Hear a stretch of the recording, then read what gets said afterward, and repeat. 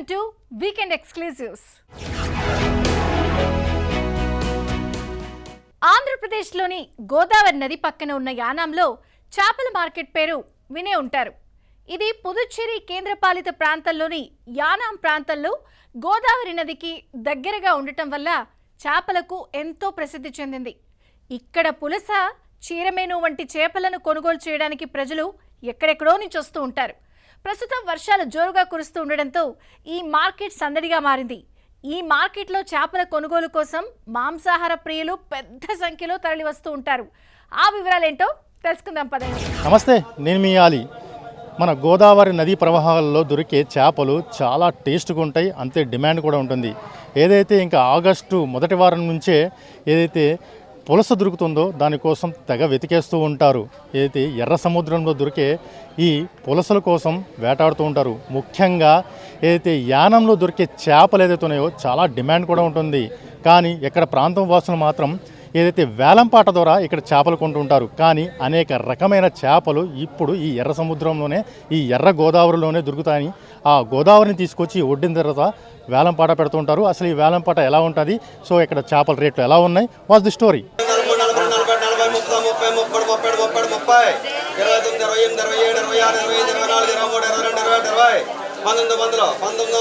గోదావరి నది సముద్రంలో కలిసే యానాం రేవు కేవలం చేపల మార్కెట్ కాదు, 6 గ్రామాల మత్స్యకారుల జీవనాధారం, సంస్కృతి, సంప్రదాయం. ఇక్కడి చేపల వేలం ఒక వ్యాపారం కాదు, దశాబ్దాల చరిత్రతో ముడిపడిన వారసత్వం. యానం కేంద్రపాలిత ప్రాంతమైనప్పటికీ ఆంధ్రప్రదేశ్ వాసులు ఎక్కువగా ఉంటారు. ప్రతి జూలైలో గోదావరిలో ఎర్రనీరు రాగానే మత్స్యకారుల పడవలు రేవు వైపు చేరుతాయి. అందరి లక్ష్యం ఒకటే, పులస చేప. మత్స్యకారులకు ఒక పులస పడిందంటే చాలు, బంపర్ లాటరీ తగిలినట్లే. రేవులో జరిగే వేలంలో ఒక్క పులస వేల రూపాయలకు అమ్ముడవుతుంది. సార్, నా పేరు రామకృష్ణ అండి. అయితే ఇక్కడ యానం రేవుపాట అనేటప్పటికి లైవ్ చేపలు వస్తాయి సార్. లైవ్ చేపలు వస్తాయి, బతుకున్న పండుగప్పలు వస్తాయండి. పులస అంటే ఫేమస్ అండి, యానం పేరు చెప్పి. పులస ఒకటి, సీరమున్న ఒకటి బాగా ఫేమస్ సార్ ఇక్కడ. ఎప్పుడు కూడా అది ఏదో పుస్తలమ్మ కూడా పులస తినాలంటారు చూడండి, యానం వచ్చి కొనుక్కెళ్తారు సార్ ప్రత్యేకంగా దానికోసం. అయితే ఇక్కడ ఇంచుమించు దాదాపు 25 సంవత్సరాలు, 25-26 సంవత్సరాల నుంచి పాట నడుస్తుందండి. కంటిన్యూ లైవ్ నడుస్తుందండి. పొద్దుట వచ్చి 7 కండి, ఈవినింగ్ వచ్చి 3 o'clock స్టార్ట్ అవుతుంది సార్. 2 పూటలు ఉంటుందండి ఎప్పుడైనా సరే. అంటే లైవ్ చేపలు వస్తాయండి, ఎప్పటికప్పుడు ఫ్రెష్ చేపలు వస్తాయండి. ఏ రోజుకి ఆ రోజు మార్కెట్ అండి ఇక్కడ. మళ్ళీ ఐస్లో పెట్టి 4 రోజులు 3 రోజులు అలాగే ఐస్లో పెట్టి అమ్మడం ఉండదు సార్. డైరెక్ట్గా లైవ్కి వచ్చేస్తాయండి. ఒక నైట్ వేసుకున్న నైట్ ఆటకి వెళ్ళారంటే పొద్దున మళ్ళీ వచ్చేస్తాయండి. అలా పొద్దుట వెళ్ళి మధ్యాహ్నం వచ్చేస్తాయండి. అలా లైవ్గా ఉంటాయి సార్ చేపలు. పాట కట్టుబాటు అంటే ఎలా ఉంటుందంటే మీరు డిసైడ్ చేస్తారు రేటు ఎలా? అంటే ఉజ్జాయింపుని ఒక 1000 రూపాయలు మనకి టార్గెట్ కనపడుతుంది అనుకో సార్, ఒక 500 పైనుంచి పెట్టుకొస్తామండి. వాళ్ళు నలుగురు ఉన్న చోట నాకైతే అమ్మగలను, నాకు 1000 రూపాయలు 1200కి అమ్మగలను అనుకునేటప్పటికి వాళ్ళు చేయి పెడతాను, ఆఫ్ చేసి పట్టుకెళ్ళడం. వాళ్ళు వెంటనే ఎంత వాళ్ళ లక్షల లాభం వేసుకోరు సార్. ఇక్కడ ఒక 100 రూపాయలు 200 ఇస్తే మళ్ళీ వెంటనే ఇచ్చేస్తారు సార్ వాళ్ళు.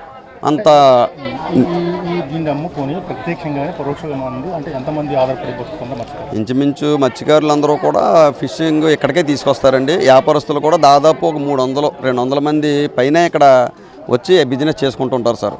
కంటిన్యూ జరుగుతుంది సార్ ఇది. వేటగాళ్ళు అయితే మాత్రం ఇక్కడ బాగుంటుంది, రేవు ప్రత్యేకంగా ఒక గుర్తింపు ఉన్నది. ఇక్కడ లైవ్ చేపలు వస్తాయి, ఎవరైనా వచ్చి ఇక్కడ పట్టుకెళ్ళాలి అన్న క్రేజ్ ఉన్నది సార్ దీనికి. అందుకని బయట నుంచి కూడా ఎక్కడెక్కడి నుంచి, హైదరాబాద్ నుంచి కానీ బయట నుంచి అందరి నుంచి కూడా వచ్చి ఇక్కడ కార్ల మీద వచ్చి తీసుకుని వెళ్తారు సార్. ముఖ్యంగా ఈ సీజన్ ఏదైతే వస్తుంది, అవును సార్, ముఖ్యంగా ఇటువంటి చేపలకి పడుతూ ఉంటారు. ఇప్పుడు ఆగస్టు సెప్టెంబర్ వచ్చి పులసల సీజన్ సార్ ఇది. మళ్ళీ అక్టోబరు నెలంతా కూడా చైర్మన్ సీజన్ సార్. ఇంకా తర్వాత అంతా కూడా కొయ్యంగలో మొత్తం పండుగప్పలో ఇంకా కంటిన్యూ అది జరుగుతుంటుంది సార్. రొయ్యలు కంటిన్యూ పండుగప్పలు, రొయ్యలు, ఇంకా మిగిలిన కడసేపలు కానీ, కొయ్యంగలు కానీ, పండుగప్పలు కానీ, సెంగళములు కానీ, మాతలు అన్నీ కూడా కంటిన్యూ వస్తాయి సార్. ఇంకా పులుసుతో పాటు పండుగప్ప, బొమ్మిడాయిలు, సముద్రపు రొయ్యలు, పీతలు వంటి వందల రకాల చేపలు ఇక్కడి మార్కెట్ను ప్రసిద్ధి చేశాయి. 1 అయ్యారు 2 అయ్యారు అంటూ పాటదారుల అరుపులు, మైక్తో ధరలు పెంచుతూ మార్కెట్ ఉత్సాహంగా సాగుతుంది. మరోవైపు ప్రతి ఏడాది మార్కెట్ స్థలాన్ని కూడా దక్కించుకోవాలంటే లక్షలు ఖర్చు చేయాల్సిందే. ప్రతి సంవత్సరం యానం బీచ్ రోడ్డు పక్కన ఉన్న రేవులో లక్షల్లో వేలం వేస్తారు. ఈ వేలంపాటల్లో గెలిచిన వారు సంవత్సరమంతా ఆ స్థలాన్ని ఉపయోగించుకునే హక్కు పొందుతారు. ఈ ఏడాది ఈ స్థలం ఏకంగా 30 లక్షల రూపాయల వరకు వేలం వేయబడింది. నా పేరు ఆనంద్ కుమార్. అది ఇక్కడ లోకల్ యానం. ఇక్కడ పాట జరుగుతుంది ప్రతిరోజు ఉదయం సాయంకాలం 2 పూటలు జరుగుతుంది. ఇక్కడ మా చుట్టుపక్కల ఉన్న అన్నిటికన్నా ఇది ప్రాముఖ్యత ఉంది. కొంచెం ఎక్కువ జరిగేది ఇక్కడే జరుగుతూ ఉంటుంది. మాకు ఎక్కువగా పడేది ఈ కాలంలో పులసలు ఎక్కువ పడతాయి. దీని తర్వాత మళ్ళీ చీరమైన ప్రత్యేకత ఇది. ఇక్కడ ఎక్కువగా మాకు బయట ఉన్న ఫ్రెండ్స్ కానీ ఎవరైనా సరే ఫోన్ చేసి ఇక్కడ నుంచి ఫోన్ చేశాను, హైదరాబాద్ అటు సైడ్ వైజాగ్ సైడ్ అయినా సరే ఇక్కడ నుంచి ఎక్కువ చేపలు తీసుకెళ్తూ ఉంటాం. ఇక్కడ వేలంపాటుకు వచ్చాము. మాకు అనుకూలంగా ఉన్న రోజున పాడి ఎవరికైనా పంపిస్తూ ఉంటాము. అది ఫ్రెండ్స్కి కట్టని ప్రత్యేకించి ఎవరైనా ఫోన్ చేస్తే అలా పడిగలు ఇస్తూ ఉంటాం అనమాట. ఇక్కడ వేలంపాట అంటే ఒక్కొక్క రోజు ఒక్కొక్కలా ఉంటుంది. ఈ సాటర్డే కొంచెం స్లోగా ఉంటుంది, సండే మరి ట్యూస్డే కొంచెం హైలో ఉంటాయి రేట్లు.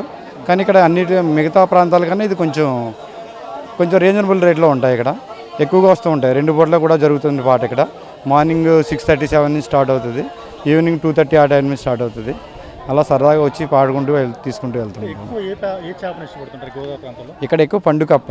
ఇంకా సీజనల్గా అయితే పులస ఎక్కువగా తీసుకుంటారు. పులస ఎక్కువ రేట్లు కూడా హై రేట్లు కూడా ఉంటాయి. ఎక్కువగా పడితే దాన్ని బట్టి రేటు పెరుగుతూ ఉంటుంది. తర్వాత పులస తర్వాత చీరమేను, అది బాగా ప్రత్యేకత. ఈ 2 ఇక్కడ ఎక్కువగా ప్రత్యేకత. ఇక సాధారణ రోజుల్లో అయితే ఎప్పుడు పడి అయితే పండుకప్ప, మాత, ఇలాగా కొయ్యంగా ఇటువంటి రెగ్యులర్గా దొరుకుతూ ఉంటాయి. ఏంటి ఈ ప్రాంతానికి ప్రత్యేకత? ప్రాంతానికి ప్రత్యేకత అంటే ఈ గోదావరి మరి ఈ చుట్టుపక్కల అన్నింటికన్నా మాది ఎక్కువ ప్రత్యేకత. దానికి ఏంటంటే చిన్నప్పటి నుంచి సముద్రం తీరాన్ని ఉంటుంది కదా, ఫస్ట్ కూడా ఇక్కడే తగులుతుంది అని అంటారు. ఇక్కడి నుంచి స్టార్ట్ అవుతుంది. అది ఎక్కువగా ఈ ప్రాంతానికి వచ్చి ఎక్కువ తీసుకెళ్తూ ఉంటారు. మిగతా ప్రాంతాల కన్నా ఈ ప్రాంతంలో ఎక్కువ క్రేజ్ ఉంటుంది. పాట డిఫరెంట్. ఈ ఆదాయం స్థానిక జాతరలు, ఉత్సవాల కోసం వినియోగించబడుతుంది. యానం రేవు వద్ద శివలింగ ఆకారం, ఏనుగు విగ్రహాలు సందర్శకులను ఆకర్షిస్తాయి. పర్యాటకులు, స్థానికులతో పాటు పుదుచ్చేరి, మాహే నుంచి వచ్చే నాయకులు కూడా పులస కోసం ఎదురు చూస్తారు. ఫోన్ ద్వారా వేలంపాట పాడడం ఇక్కడ స్పెషల్. ప్రస్తుతం పులస కాలంతో యానం మార్కెట్ కిటకిటలాడుతోంది. మత్స్యకారుల నుంచి రవాణా కార్మికుల వరకు వేల మంది జీవనోపాధి ఈ మార్కెట్తో ముడిపడి ఉంది. యానం రేవు కేవలం చేపల వ్యాపారం కాదు, సముద్ర తీర జీవనశైలికి అద్దం పట్టే వేదిక. ప్రస్తుతం మత్స్యకారులు తమ అదృష్టాన్ని పరిశీలిస్తూ సముద్రంలోకి పడవలు తోసి ప్రయాణిస్తున్నారు. చూశారు కదా, యానం రేవు దగ్గర ఈ పాట ద్వారా అమ్మే చేపలు ఏ విధంగా ఉన్నాయో. నిజంగా ఈ ఏదైతే చేపల ప్రియులు ఏదైతే ఉన్నాయో సుదీర్ఘ ప్రాంతం నుంచి ఇక్కడికి వచ్చి ఈ పాటలో పాల్గొని అది ఎంత రేట్ అయినా సరే పాట పాడుకుని మరీ తీసుకెళ్తుంటారు. నిజంగా ఈ గోదావరి నదిలో దొరికే ఈ చేపలకి మహా టేస్ట్ ఉంటుంది. అందునే కాబోలు ఏ ప్రాంతమైనా గోదావరి జిల్లాకి రావాల్సిందే. మరో ఎపిసోడ్తో మళ్ళీ మీ ముందుకు వస్తాను. మీ ఆలి.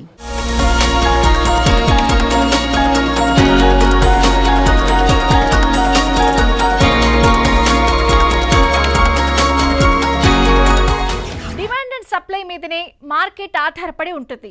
అయితే వ్యవసాయంలో ఇది ఎప్పుడూ రిస్కే. ఇప్పుడున్న డిమాండ్ కొన్ని రోజులకు ఉండకపోవచ్చు. ఎందుకంటే వ్యవసాయ పంట చేతికి వచ్చేసరికి ఏళ్లు గడుస్తూ ఉంటాయి.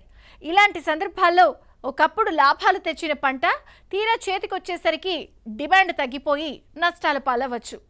ఇలాంటి పరిస్థితే ఇప్పుడు డ్రాగన్ పండించే రైతులకు వచ్చింది. ఒకప్పుడు లాభాలు తెచ్చిన పంట ఇప్పుడు నష్టాల పాలు చేస్తుందని రైతులు ఆవేదన వ్యక్తం చేస్తున్నారు.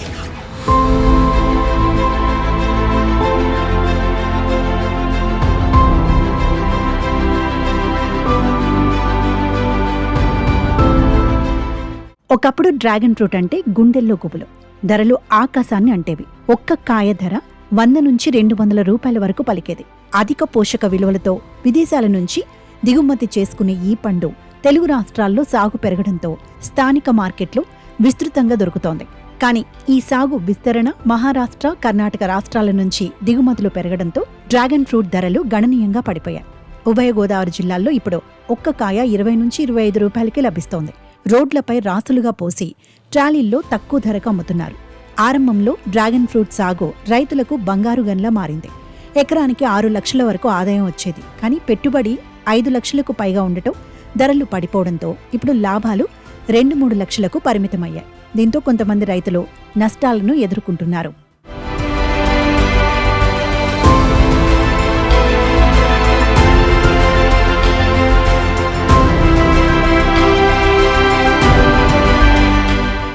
ప్రస్తుతం ఆంధ్రప్రదేశ్లో 1100 ఎకరాలు, తెలంగాణలో 900 ఎకరాల్లో ఈ పంట సాగు జరుగుతోంది. ఆంధ్రప్రదేశ్లో 27.89 కిలో టన్నులు, తెలంగాణలో 7.29 కిలో టన్నుల దిగుబడి నమోదైందని 2023-24 నివేదికలు చెబుతున్నాయి. అయినప్పటికీ ఎగుమతులు సరిగా లేకపోవడం, నిల్వ సమస్యలతో రైతులు ఆర్థిక ఇబ్బందులు ఎదుర్కొంటున్నారు. మహారాష్ట్ర, కర్ణాటక రైతులు తక్కువ ధరలకు పండ్లను స్థానిక మార్కెట్లోకి తెచ్చి విక్రయిస్తుండటంతో గోదావరి జిల్లాల రైతులకు పోటీ తీవ్రంగా ఎదురవుతోంది. ఈ దిగుమతులను నియంత్రిస్తే స్థానిక రైతులకు మంచి ధరలు లభిస్తాయని గ్రామీణ రైతులు అభిప్రాయపడుతున్నారు. లేకపోతే నష్టాలు మరింత పెరిగే ప్రమాదం ఉందని ఆందోళన వ్యక్తం చేస్తున్నారు. నా పేరు పవన్ రంగారావు అండి. ఇది డ్రాగన్ ఫ్రూట్ రైతులు వేస్తున్నారు కదా, ఇప్పుడు రేట్ డౌన్ అయిపోతే కారణం ఏంటంటే ఒకళ్ళు ఏ పంట వేస్తే మొత్తం అందరూ అదే పంట. అలా కాకుండా వీళ్ళు ఒక పంట, వేరే బోల్డర్ ఫ్రూట్స్ ఉన్నాయి. వాటిలో ఒకళ్ళు ఒక రకం వేస్తే అందరూ బాగుంటారు, అందరికీ కూడా పని కలుగుద్ది, రైతులకి పని కలుగుద్ది, వ్యవసాయదారుడికి కూడా పని కలుగుద్ది, డబ్బులు లాభాలు వస్తాయి. మన ఇండియాలో మన బ్యాడ్ లక్ ఏంటంటే ఒకళ్ళు ఇచ్చేస్తే అందరూ అదే, రెండో దానికి ఎవరో కూడా ఎదుకోరు. అది తప్ప అది వేరే ఉద్దేశం కాదు. అది ద్రాక్ష మరి అవునండి, అప్పుడు చాలా ఎక్కువ కాదు. ఇప్పుడు అదే డ్రాగన్ ఫ్రూట్ 70 రూపాయలు కొన్న రోజులు ఉన్నాయి. ఇప్పుడు 100కే 4 కాయలు వస్తున్నాయి. ఇప్పుడు అంటే దాని అర్థం ఏంటి, అందరూ పండించబట్టే కదండి, అందరూ పండించదు. అదే ఎవరికాళ్ళు రైతులు చేసి తప్పదే, రైతులు లాస్ పోవడం కారణం అదేనండి. ఒకళ్ళు వేరే పంట అయితే ఇంకొకళ్ళు వేరే పంట వేయాలి, వాళ్ళు ఎంచుకుంటలేదు. వాళ్ళు పూర్వం నుంచి ఉన్నది ఇదే పాట. ఒకళ్ళు ఏదైతే అందరూ అదే వేయడమే. మన గోదావరి జిల్లాలో పంట పండదు అని చెప్పి రైతులు అనుకునే అంటే పంట ఎందుకు పండదండి, పంట ఏదైనా పండుద్ది, పండదంటానికి లేదు. మనం సాధించాలి కానీ అవ్వనంటూ ఏదీ లేదు. అది ఏటు జడ్డం ఏదైనా అవుద్ది, అవదడానికి క్వశ్చన్ లేదు. అలా చూసిన రేట్లు ఎలా ఉన్నాయి, మీరు ఫస్ట్ ఎలా ఉన్నాయి? ఇప్పుడు అప్పటికి ఇప్పుడు తేడా లేదండి. బోల్డ్ రేట్లు చాలా రేట్లు మారిపోయింది కదా, రేట్లు బోల్డ్ తేడా ఉంది. ఇప్పుడు ఇదే కాయ పడేది అంతా. అప్పుడు 104 కాయలు వస్తున్నాయి, 4 కాయలు వచ్చినాయి ఇప్పుడు 100కి. అప్పుడు ఒక కాయ ఇచ్చి 80 రూపాయలు కొన్న రోజులు ఉన్నాయి, 100 రూపాయలు కొన్న రోజులు కూడా ఉన్నాయి. అది చెప్తానండి, రైతులందరూ పండించడం వల్ల. మరోవైపు గోదావరి జిల్లాల్లో వరి సాగు సమస్యలు, వర్షాభావం, కాలువల ద్వారా నీటి కొరత, విత్తనాలు, ఎరువులు, కూలీల ధరల పెరుగుదల రైతులను ఇతర పంటల వైపు మళ్లిస్తున్నాయి. తక్కువ పెట్టుబడితో ఎక్కువ ఆదాయం ఇచ్చే డ్రాగన్ ఫ్రూట్ సాగుపై చాలా మంది రైతులు ఆసక్తి చూపుతున్నారు. కానీ ధరల పతనం వారి ఆశలపై నీళ్లు చల్లుతోంది. కొనుగోలుదారులు మాత్రం తక్కువ ధరలకు ఈ పోషక విలువల పండు లభిస్తుండటంతో సంతోషం వ్యక్తం చేస్తున్నారు. ఒకప్పుడు అందని ద్రాక్షలా ఉండే డ్రాగన్ ఫ్రూట్ ఇప్పుడు ఇంత తక్కువ ధరకు రావడం నమ్మలేకపోతున్నామని, ఆరోగ్యానికి మంచిది కాబట్టి ఎక్కువగా కొంటున్నామని వినియోగదారులు చెబుతున్నారు. అయితే రైతులకు మాత్రం ఈ ధరల పతనం తీవ్ర ఆందోళన కలిగిస్తోంది. నా పేరు భాస్కర్. డ్రాగన్ ఫ్రూట్ కొనాలంటే ఒకప్పుడు 100 నుంచి 120 అలా ఉండేది. ఈ రోజునైతే కేజీ 100 రూపాయలకి 5-6 వచ్చేస్తున్నాయి. 100 రూపాయలకి ఎక్కడ చూసినా రోడ్లు అమ్మంటే ఎక్కడ చూసినా అయ్యే కుప్పలు పోసి అమ్ముతున్నారు. మరి అది రేట్ అలా దిగజారిపోయింది. నేను అంతకుముందు ఎప్పుడు చూడలేదండి, అప్పుడు ఇంత ఉండే కాదు. ఎప్పుడు అది డ్రాగన్ ఫ్రూట్ అంటేనే గొప్పగా అబో ఇక్కడ ఉంది అని కొనుక్కునేవాళ్ళం, రేట్ ఎక్కువైనా. ఇప్పుడేమో ఎక్కువ ఎక్కడ పడితే అక్కడ పోస్తే చీప్ అయిపోయింది, ఏంటి ఇంత అని కొందామన్నా ఎందుకు ఇది ఇంత ఎలా అయిపోయిందని కొనలేకపోతున్నాం. అంతే లాభాలు, ఫ్రూట్స్ ప్రోటీన్స్ అయి ఉంటాయని చెప్తారు. ఆయన కొత్తగా వచ్చింది తిందామని అనిపిస్తుంది చూసినప్పుడు. అది కలర్ కూడా బాగుండి రెడ్గా ఉండి ఆకర్షణగా ఉంటుంది, తినాలనిపిస్తుంది. కానీ ఇప్పుడు ఇలా తక్కువ అయిపోయింది రేటు. ఎక్కువ పంటలు ఎవరు పడితే వాళ్ళు ఎక్కడ పడితే అక్కడ ఉంటుందండి, ఎక్కడ పడితే అక్కడ పండిస్తున్నారు. ఆల్మోస్ట్ మిద్దెల మీద కూడా పండిస్తున్నారు. అందుకన్నా తక్కువ అయిపోయినట్టుంది. పంట ఎక్కువయ్యి దిగుబడి ఎక్కువయ్యి రేటు తగ్గిపోయింది. దానివల్ల రైతుకి కూడా నష్టం.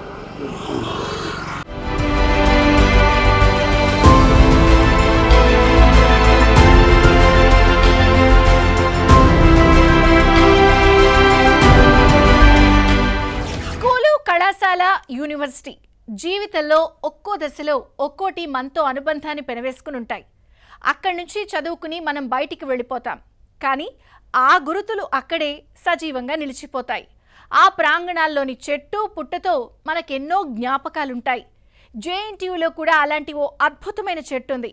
ఇప్పుడు దాని వయసు 100 ఏళ్ళు. అందుకే ఆ చెట్టుని కంటికి రెప్పలా కాపాడుతున్నారు. ఆ వివరాలేంటో చూసొద్దాం రండి.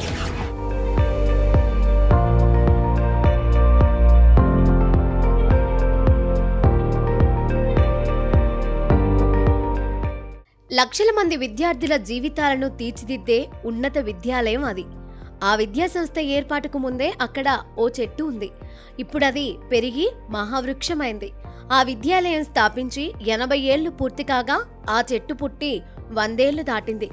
అంతటి మహావృక్షం గొప్పతనాన్ని గుర్తించి దాన్ని కంటికి రెప్పలా సంరక్షిస్తున్నారు కాకినాడ జేఎన్టీయూ అధ్యాపకులు, విద్యార్థులు.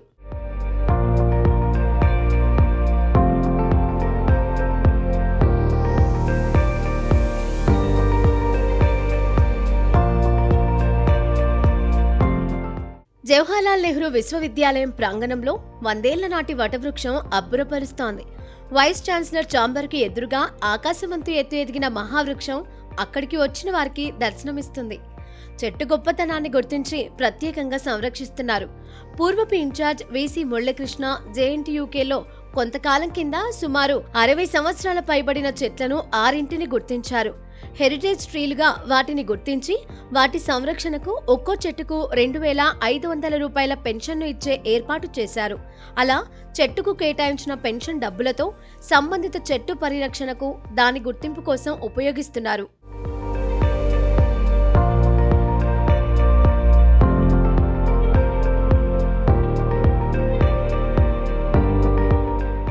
ఈ క్రమంలోనే సుమారు 100 ఏళ్ల చరిత్ర గల నిద్రగన్నేరు చెట్లను సంరక్షిస్తున్నారు.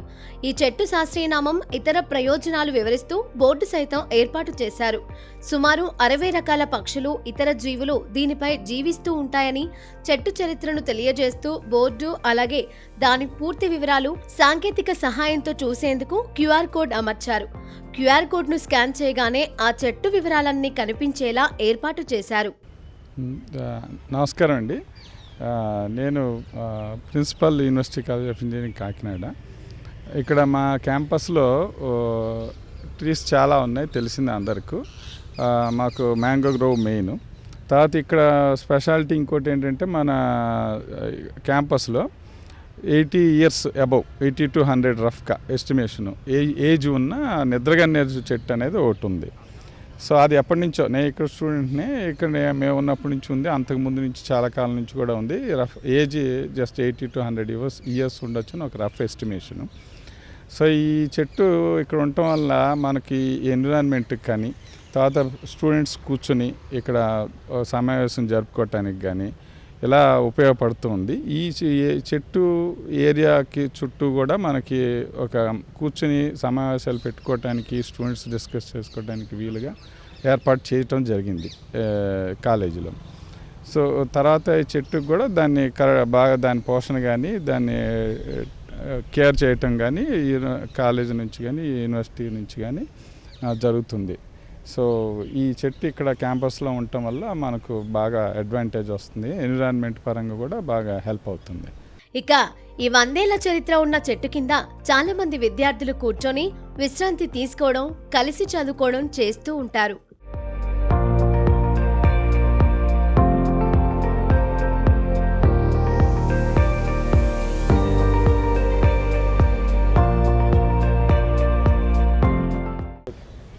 నా పేరు వంశీ భరద్వాజ్ అండి. నేను ఎంటెక్ ఫస్ట్ ఇయర్ ఇక్కడ చదువుతున్నాను. ఎలక్ట్రానిక్స్ అండ్ కమ్యూనికేషన్లో VLS and embedded system design చదువుతున్నాను.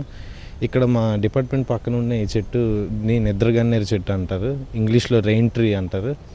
ఇది చాలా సంవత్సరాలు పెరుగుతుందండి. 80 నుంచి 100 సంవత్సరాల వరకు పెరగవచ్చు ఈ చెట్టు మన ఇండిపెండెన్స్ స్టార్ట్ అయినప్పటి నుంచి ఇక్కడే ఉంది. ఈ క్యాంపస్ స్థాపించి 80 సంవత్సరాలే అవుతుంది, కానీ ఈ చెట్టు మాత్రం 100 సంవత్సరాల నుంచి ఇక్కడే ఉంది.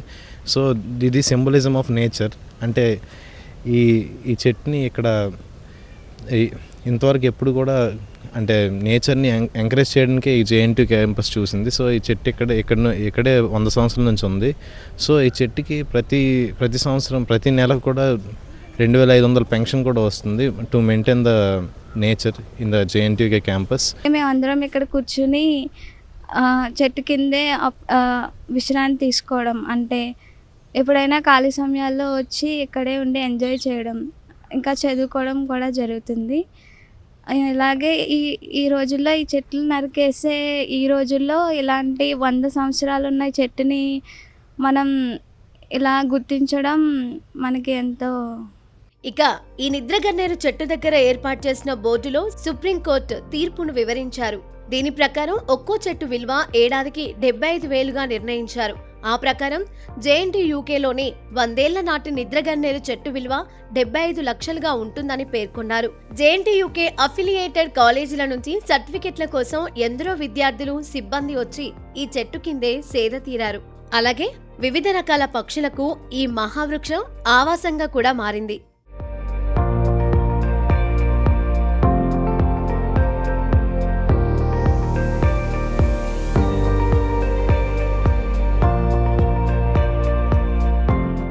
భారతదేశం విభిన్న సంస్కృతి సంప్రదాయాల మేళవింపు. ఆయా ప్రాంతాలకు అనేక రకాల ఆచారాలు, వంటకాలు ఉంటాయి. తమిళనాడులో కూడా ఎన్నో రకాల వంటలు చాలా ఫేమస్. అందులో కడప్ప అనే సంప్రదాయ వంటకం ఒకటి. దీని తయారీ కూడా చాలా ప్రత్యేకం. ఇడ్లీ, దోశ లేదా పూరీలతో సైడ్ డిష్గా తింటూ ఉంటారు. ఆ ప్రాచీన వంటకం వివరాలేంటి, దాన్ని ఎలా తయారు చేస్తారు తెలుసుకుందాం రండి.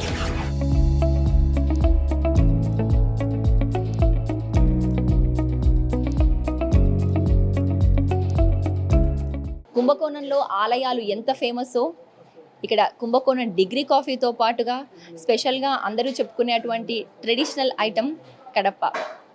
పెసరపప్పుతో అలాగే ఆలుతో కోకోనట్ యాడ్ చేసి అన్ని స్పైసెస్ మిక్స్ చేసి చేసేటువంటి ఈ గ్రేవీ అటు కుంభకోణం వారికి, టాంజావూర్ వారికి ఎంతో ఫేమస్.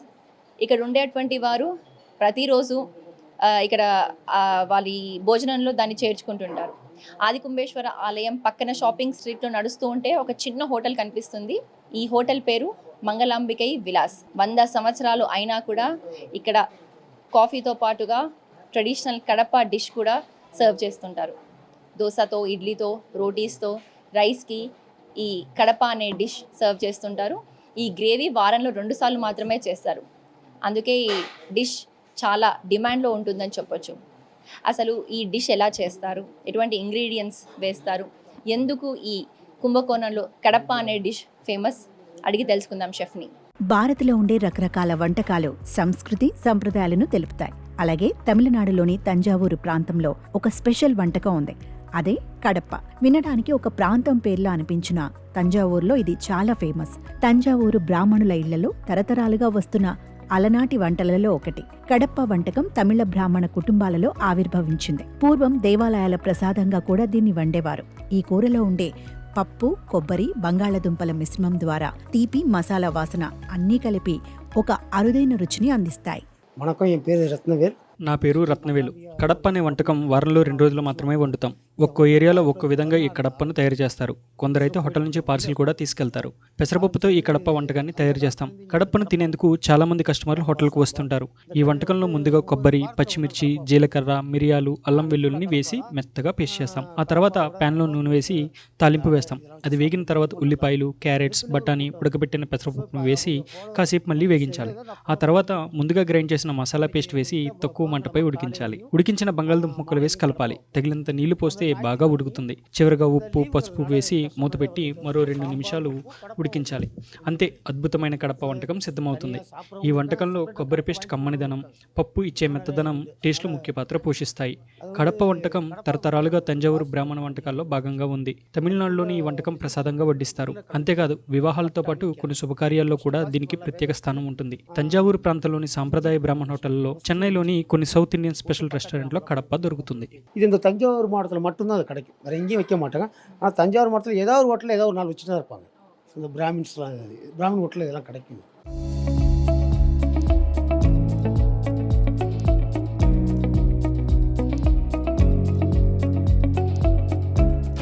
ఇదండి ఇవాటి వీకెండ్ ఎక్స్క్లూజివ్స్. వచ్చే వారం మరిన్ని ఇంట్రెస్టింగ్ కథనాలతో మళ్ళీ కలుస్తాను. Until then, bye.